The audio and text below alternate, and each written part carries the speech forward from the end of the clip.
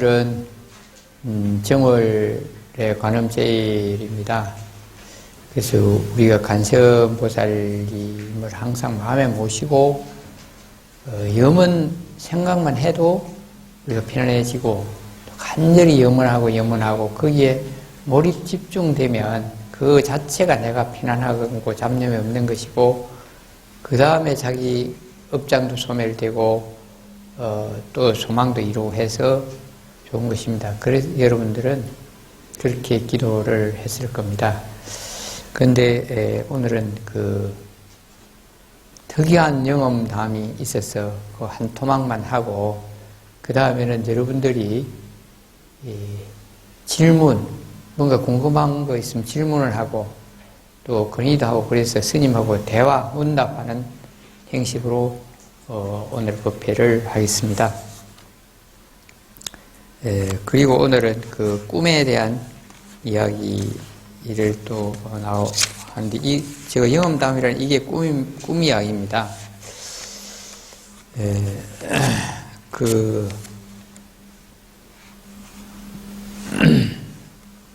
아주 옛날 이야기입니다.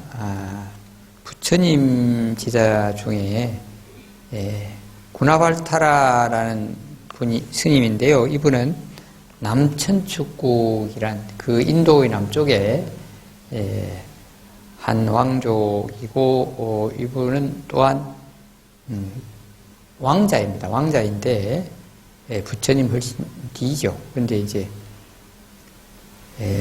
그 불법성 3장에 통달했다. 3장이라 그러면 이제 부처님의 경전, 그 다음에 그 경전은 부처님과 직접 대화하죠. 경전에 통달하고 기율을 잘 지키는 것, 그 율장, 경장, 율장, 논장은 또 그 부처님 가르침을 논의하고 더 잘 알도록 설명하고 해설하고 이런 걸 논장이라고 그래요. 그래서 그걸 다 섭렵해서 알았다. 그게 3장을 통달했다. 그래요. 3장법사란 말은 이걸 잘 안다고 해서 3장법사입니다. 여러분, 서유기 손오공 책이나 만화 보셨나요? 거기 3장법사 등장하죠. 근데 그 3장법사는, 거기에 나오는 3장법사는 그 스님의 이름은 현장 3장입니다. 현장 스님이고, 3장이라면 이 세 가지를 다 잘 아신다, 그런 뜻이에요. 그 3장법사가 됐다는 겁니다. 그리고 이제 3장을 통달했는데 20세의 스님이 돼서 10년 동안 수행해서 3장을 다 통달하면 훌륭하게 법을 잘 수행하고 그런 경지에 이르렀습니다.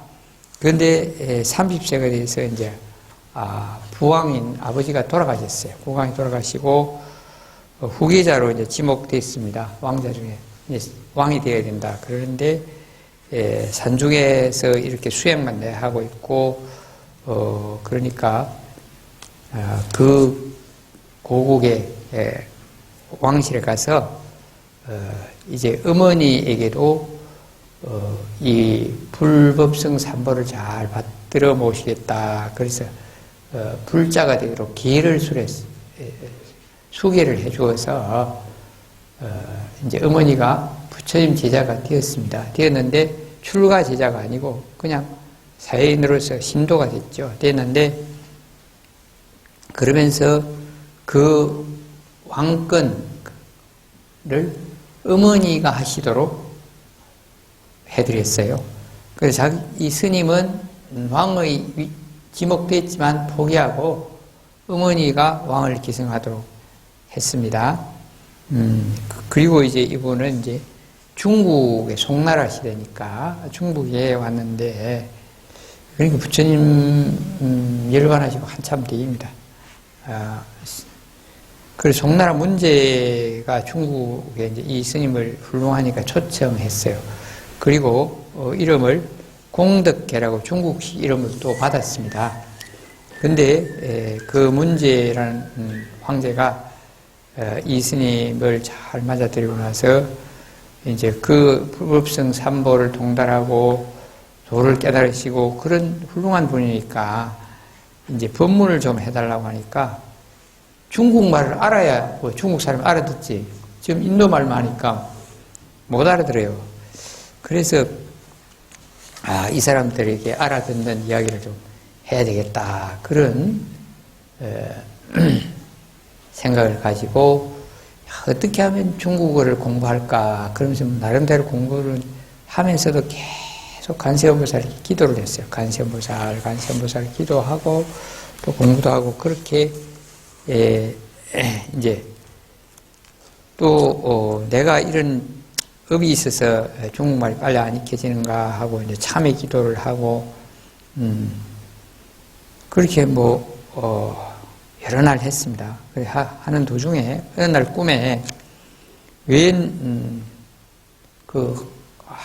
아주 옷을 깔끔하게 입은 신선이 와서 그냥 칼을 뽑아서 자기 목을 팍 자르고 다른 사람 목을 탁 갖다 붙여주더래요. 그러니까 꿈에 깜짝 놀랐겠죠.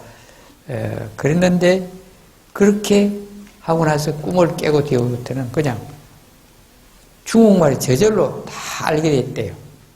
그래서 중국어가 능통해서 이제 인도에 있는 경전 보살 십성계라는 걸 중국어로 강의도 하고 또 그걸 글로 만들어 책이 됐고요.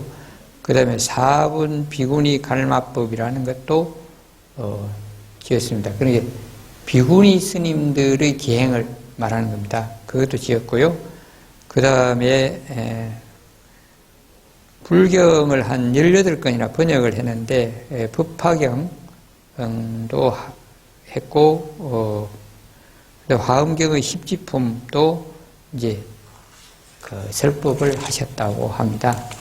그래서 이렇게 이 화엄경을 설해서 십지품은 이 스님이 번역한 게 이제 있다. 그래서 화엄경소에 우리나라에 있는 화엄경소라는 것은 화엄경을 설명하는 책입니다. 거기에 이런 설화가 있고 바로 이 십지품 이런 것들은 이 구나발타라는 스님, 중국 이름으로는 공덕계라는 스님이 이렇게 꿈을 꾸고 중국어를 통해서 번역을 했다라고 기록이 있습니다. 그래서 이것은 일념으로 기도를 해서 꿈에 흰몽함으로 해서 이걸 몽중갑이라고 그러죠. 흰몽을 받아서 그렇게 확 달라졌다. 엄청나게 큰 공덕이죠.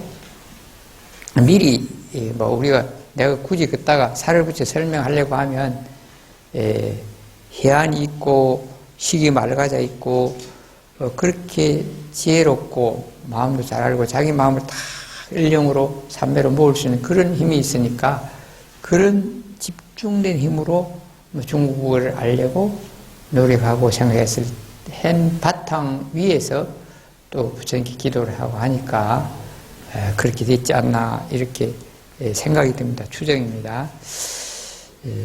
그래서 우리가 기도와 꿈 이런 데서 말씀을 드렸고요. 그 다음은 여러분들이 질문을 받겠습니다. 오늘 스님에게 궁금한 거 있으면 누가 질문해 보세요.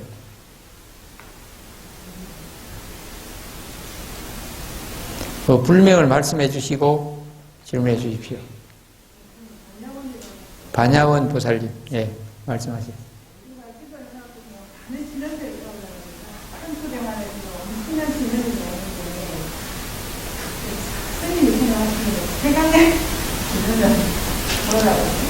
예, 경전을 읽다 보면 여러 진언이 있고 또 스님 따라서 어떤 스님은 강명진언을 하면 좋다. 또 지장보살 멸정업진을 하면 좋다. 또 간세음보살 멸업장진은 오마르늦게 사바 그걸 하면 좋다. 천수경에도 정법계 진언도 나오고 고신 진언도 나오고 원마리 법명도 많이 나오죠. 그러니까 이런 진언 중에 뭘 하는 게 좋습니까? 진언 중에서 어떤 진언이 제일 좋은 겁니까? 그렇게 반야원보살 질문을 했습니다. 제가 생각할 때는 어떤 진언이 가장 좋다 이렇게 말하는 것은 편견이라고 생각합니다. 진언이 다 좋은데 자기가 원하는 게 뭐냐 또 그 상황이나 인연이 어떻게 되었느냐에 따라서 필요한 주문이 되겠다. 그렇게 생각합니다. 좀 비유를 들어서 말하면 부처님 가르침이 응병여약이다. 그런 말이죠. 병에 따라서 약을 준다. 또 많은 사람들이 근심과 고통 또는 병통이 있는데 그에 맞게 부처님은 다 약을 주신다. 다 처방이 있고 해결책이 있다 이 말입니다. 그래서 그거와 마찬가지로 진언도 좀 축소해서 많은 진언이 온갖 때에 대한 다 처방과 약이 있는데 그에 맞게 쓰는 것이 효율적이겠다. 그런 게 저는 생각됩니다. 그러면 간세음보살님의 가피를 많이 입어야 되겠다. 그래서 내가 소원을 이루어야 되겠다라고 생각하면 간세음보살 진언 중에서는 육자 대명왕진은 원만이면 이게 좋다라고 많이 알려져 있어요. 그래서 간세음보살님하고 내하고 가장 가까워지고 간세음보살님의 가피를 입어야 되겠다라고 생각하면 원만이 반면 근데 내가 전생이나 지금 죄업이 좀 많다. 그렇게 생각해서 이걸 없애야 되겠다. 그러면 멸업장진언을 해야 되겠다. 그리고 자기의 원에 따라서 다르다. 뭐 좀 주변이 산란하고 내가 좀 마음도 복잡하고 뭐 그러면 정법계진언 옴남을 하는 게 좋겠다. 강명진언도 두루그는 우리가 밝아야 되겠다. 내 마음이 어둡고 이 삶이 어렵다. 그래서 우선 내 마음부터 밝혀야 되겠다. 그런 뜻이라면 강명진언이 좋겠다. 그래서 내가 뭘 원하고 어떤 원력을 세우느냐에 따라서 진언이 다를 수 있겠다. 그렇게 생각합니다. 답이 되겠습니까? 예. 그래서 어떤 것이 딱 좋다. 그러면 경전도 보면 건강경 건강경대로 최고 좋다. 가능경 가능경대로 가장 좋다. 경마다 이 경이 가장 좋다라고 돼 있어요. 근데 그러면 모순이 아니냐 이렇게 착각할 수도 있겠지만 그건 모순이 아니고 지혜를 얻고 마음과 사물과의 관계를 잘 파악하는 데는 금강반야바람이를 경 건강이 좋고 우리가 간세음보살님의 가피를 입고 소망을 이루어야 되겠다. 어려움을 해결해야 되겠다 하면 간음경이 좋고 우리가 죄업장이 많아서 지은 죄를 참여해야 되겠고 또 영가가 조상이 혹시 그런 악업이 있을란가 싶어서 악업을 소멸해야 되겠다 하는 지장경이 좋고 지장보살 연불이나 지장보살 멸정업진언이 좋겠죠. 그래서 우리가 어떤 원이 있느냐 어떤 근심이 있느냐 어떤 것을 해결해야 되느냐에 따라서 경전도 다를 수 있고 진언도 다를 수 있다. 그렇게 보면 되겠습니다. 참 좋은 질문을 해주셨어요. 우리 반야원 보살님 박수 한번 하세요. 또 다른 분. 네. 보월강 보살. 예.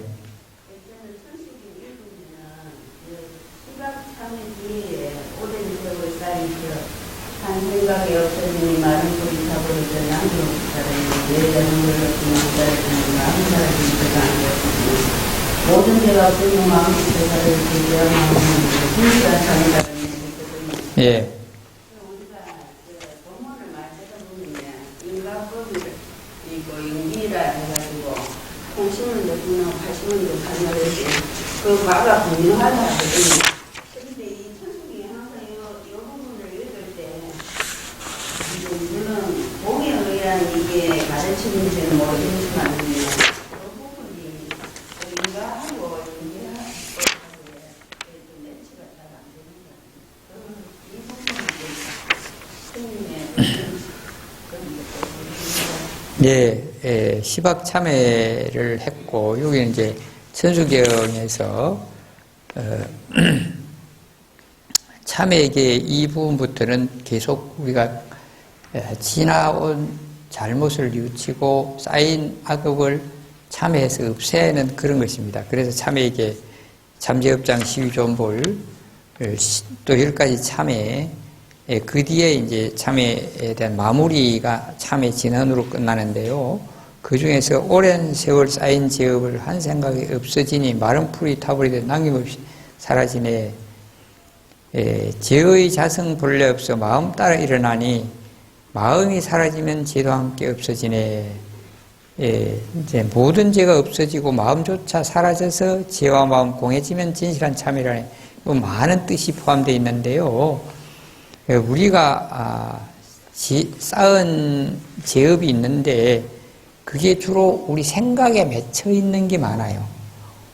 그래서 내가 자주 본문 중에 지나간 일을 떠올리거나 지나간 걱정, 지나갔던 좋은 추억, 지나간 후회, 원망 그런 게 떠오르면 우리가 괴롭기도 하고 또 좋은 추억은 떠오르면 미소를 짓기도 한데 야, 그 체험을 또 해봤으면 예를 들어서 좋은 관광지 간에 참 경치 좋던데 그때 같이 가서 즐거웠는데 이걸 생각하면 야, 또 한번 가봤으면 그런 생각이 나죠.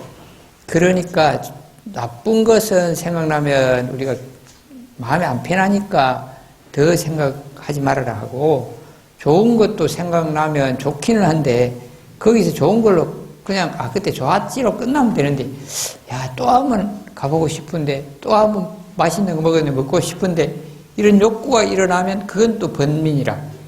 그래서 그런 생각 저런 생각까지도 다 안 일어나야 마음이 고요하고 피네요.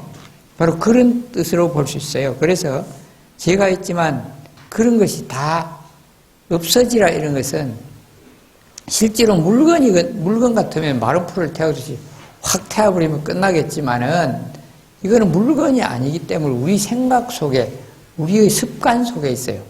그걸 마른 풀이 타듯이 없어져라 이 말은 비유이지 그러한 자꾸 생각이 떠오르지 않고 또 그러한 습관이나 그런 기억들이 좀 사라져야 되겠다. 정확하게 말하면 그런 뜻입니다.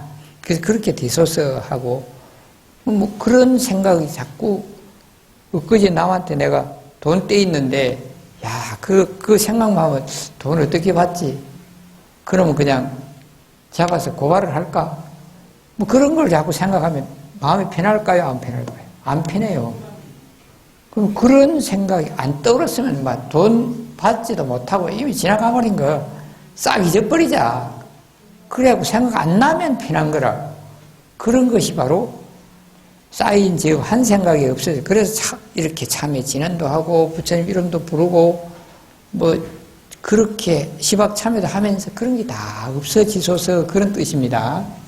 그 다음에 그렇게 되려고 해서 이제 그 생각에 있던 죄가 다 없어지면 마음 따라 그런 생각들이 이제 우리가 잘못을 저지른 것도 내 생각을 잘못해서 그럴 수도 있고 또 이미 지나간 것도 마음에 두니까 괴롭지 마음에 안 두면 없어지면 그냥 피네요. 그러니까 마음에 있는 것이다.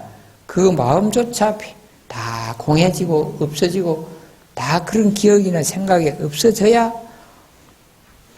확실하게 없어지는 것이다. 그런 뜻에서 이제 그런 생각조차도 없어야 진실한 참회다. 그렇게 말한 겁니다. 질문하신 보살님 이해가 됐습니까? 그런 게 이제 인과 죄는 지은 죄는 그게 씨앗이 돼서 다음에 결과로 나타난다. 그거하고 맞지 않다. 모순이다. 지금 보살님 질문은 그이거든요. 근데 그것은 그 악업이라는 게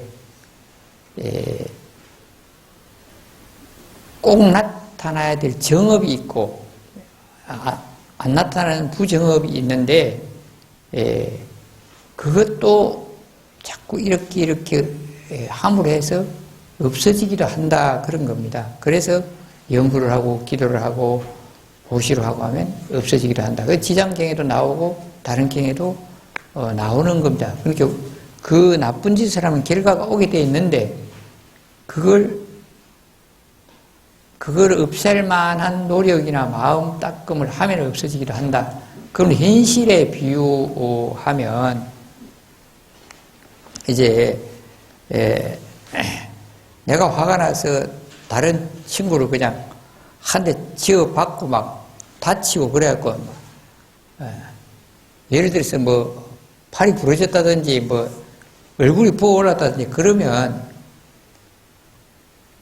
그 폭행죄라고 막 가서 고발도 하고 치료비도 물리고 뭐 그럴 수도 있겠죠. 그런데 내가 그 뭐 병원에 가기 전에 병원에 가서 모시고 가서 치료는 해주고 또 내가 잘못해서 사과도 하고 또 친절하게 하고 또 막 이런 거 갖고 치료하라고 막 돈도 좀 드리고 이러면 이제 보통 그 정도 되면 치료비도 물리고 폭행죄로 해갖고 그걸 이제 이 죄인으로서 경찰서에 잡혀가고 벌을 받아야 돼요. 그런데 그렇게 싹싹 빌고 막 돈도 보상해주고 그러면 돈은 좀 들었을지 몰라도 죄는 법적인 죄는 안 입을 수도 있잖아요. 바로 우리가 이렇게 참여하고 노력하고 이렇게 하면 그건 반드시 폭행을 했으면 벌을 받아야 되고 돈도 물어야 되고 하는데 이렇게 참여하고 사과하고 하면 안 물 수도 있다 그런 겁니다. 그래서 이렇게 노력들이 그 원인대로 다 되는 게 아니고 뒤에 어떻게 하느냐에 따라서 그 지은 죄가 현실에도 달라질 수가 있어요. 예전에도 이야기를 했지만 우리가 차를 몰고 다니는데 뭐 위반을 몇 번 하고 벌점이 올라가고 막 또 가태료 물어내 안 내고 그래가지고 사고도 안 내고 다른 사람한테 큰 피해도 안 주었는데 운전면허가 정지된 사람이 있어요. 그런데 정말로 건너물을 건너가는 사람을 막 운전 부주의를 하고 막 다치가지고 병원에도 실려가고 그래도 막 가서 막 사과하고 막 이래갖고 이래 해서 해결하고 나니까 돈은 좀 들어가고 벌점은 조금 받았는데 운전면허는 정지 안 됐어요. 그러면 그 사고를 낸 거는 더 죄는 사고를 낸 게 더 커요.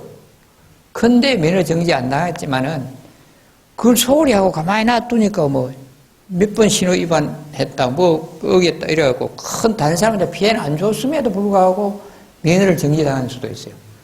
그와 마찬가지로 생각하면 돼요. 이해가 됐습니까? 원인이 있다고 해서 그대로 다 받는 게 아니라 뒤에 어떻게 조치하느냐에 따라서 그 죄가 없어질 수도 있고 작아질 수도 있다. 이해가 됐습니까? 그래서 여기 하는 것은 이렇게 참여를 하고 이렇게 마음을 가지면 실제로 마음이 편안해지고 또 마음 속에만 있는 것은 우리가 안 떠올리면 기억이 안 나면 그러면 편한 거라. 그런 노력입니다. 이제 설명이 됐죠? 그리고 또 이 죄와 마음이 공해지면 진실하다는 것은 또 사람들이 과거에 뭘 가족 중에서 잘못했는데 얼핏하면 기분 안 좋으면 그걸 자꾸 떠올리갖고 당신이 그때 그랬잖아. 그럼 그것 때문에 또 서로 기분이 안 좋고 싸움도 또 붙고 이런 수가 있어요. 근데 그런 거 그때로 끝내고 다음에 잘못하면 그 잘못하는 것만 요리 잘했으면 좋겠다 이러면 되는데 전에도 그랬는데 당신이 또 그렇잖아. 그따가 좀 무식하고 생각 없는 사람은 당신이 그랬다 아이고 심지어 너 친정 집안에서 씨앗이 그래갖고 이렇게 들으면 더 화가 나는 거라. 왜 친정까지 들먹거리냐 이래갖고 막 내가 어릴 때 그렇게 해서 부부간에 더 싸우는 것도 봤어. 그러니까 이해가 됐죠? 예. 오늘 본문이 길어지겠네. 다른 또 질문이 있는 분? 예.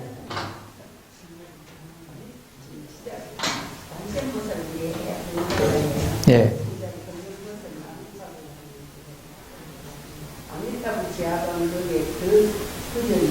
예. 예. 아미타불을 연부를 하는데 아미타불 제하방 착득심두 절망망 염도 영궁 무념처 육문상방 자금강 그렇게 되어 있거든요. 그 뜻이 무슨 뜻이냐 이 말씀이죠.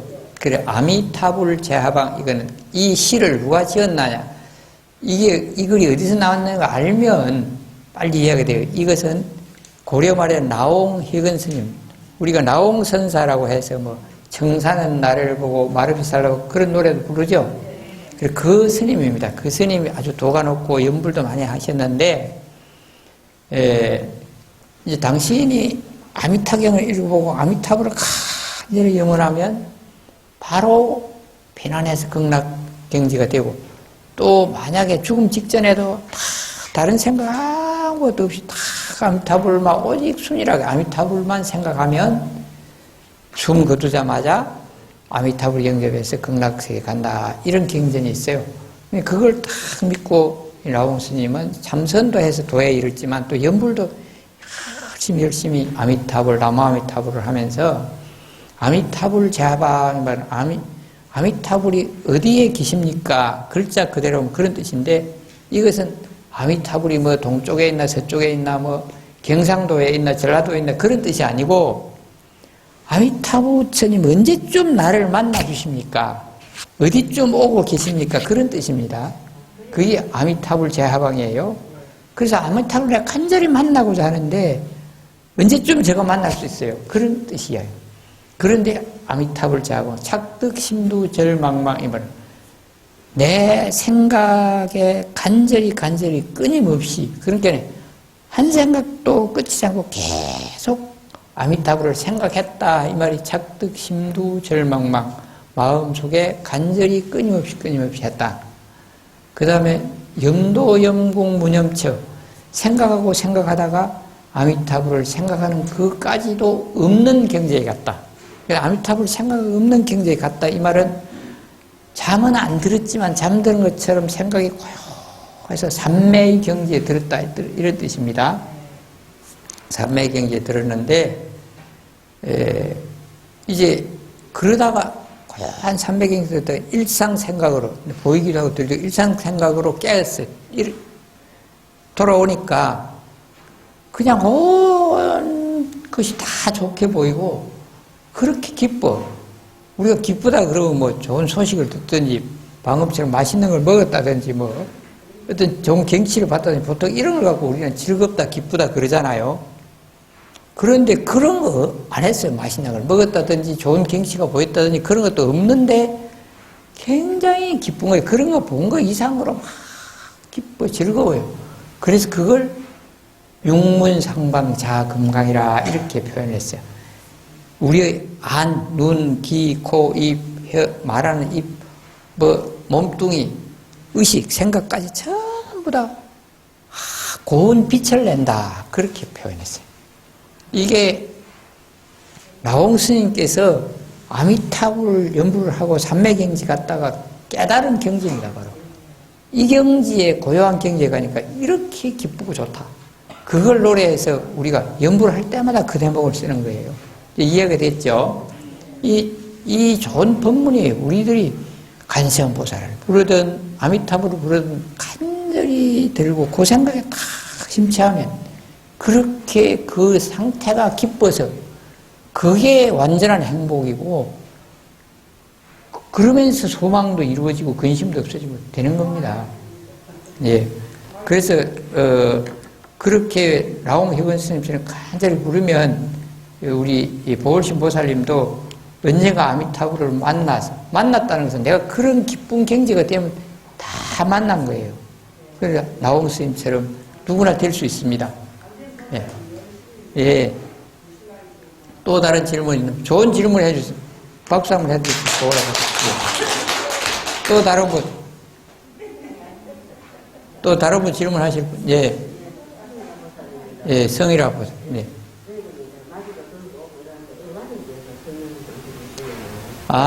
이제 법당에는 이 중심문, 이걸 어간이라고 하는데, 이렇게 신도님들은 출입하지 말고 스님만 출입하라, 그런 얘기가 있는데, 우리 나라, 아마 중국도 그런 게 있는지 모르겠는데, 주로 어른 앞에는 가능하면 딱 정면으로 출입 안 하고 옆으로 출입하고, 또 부처님은 임금보다 더 높게 불교에서는 모십니다. 인도나 중국, 우리나라도 이 대웅전이라는 게 임금이나 황제를 모시는 그런 궁전을 처음 지은 거예요.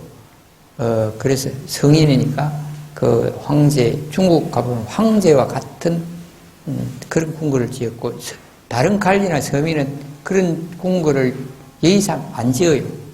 우리 부처님 궁전이 대웅전이 바로 그런 것이고, 그런 부처님이 계신 곳은 이제 부처님 직접 제자 스님들은 불법성 삼보 아닙니까?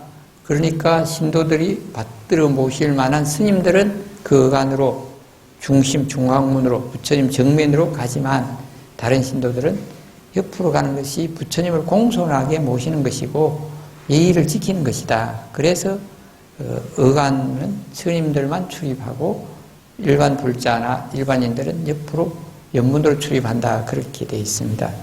그러나 그것도 융통성이 있어야 돼요. 옆문이 없는 법당도 어쩌다가 있습니다. 그런 데는 정문으로 갈 수밖에 없고요.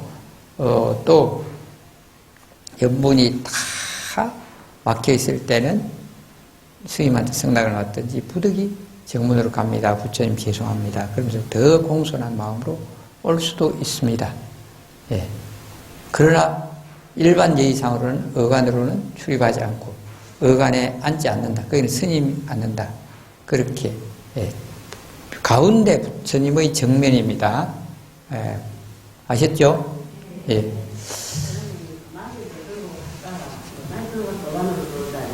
그러니까 바로 그때는 부처님께 올 공양이니까 부처님께 드릴 공양은 가장 소중하다 해서 그렇게 오는 겁니다. 예. 예.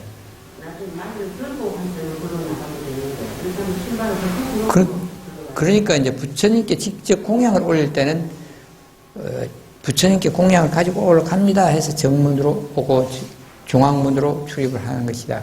그 외에는 이제 빈손을 나갈 때는 굳이 그리 안 나가는 게 좋죠. 예. 옆으로 나가는 게 좋죠. 그 신발 때문에 그리 나갈 수밖에 없네. 그게 바로 아까 내가 얘기한 부득이한 경우라고 봐야 되겠습니다. 예. 부득이한 경우. 예. 그래서 맞이를 올릴 때도 이제 어간으로 가져오기도 하고 또 안에 있는 분이 받아 올릴 수도 있고 그러면 이제 그런 불편함이 없을 수도 있겠죠. 예. 이제 다른 질문 없습니까? 없으면 날씨도 춥고 여러분들은 의자에 앉아도 다리도 아프겠고 그만합시다. 예. 오늘 유튜브로 보신 분들 이렇게 질문이 있는 분은 유튜브 보신 분도 종무소나 스님들에게 또 우리 종무소 직원들에게 전화를 해서 이런 질문을 답해 주십시오 하면 제가 유튜브 방송으로 답을 해드리겠습니다.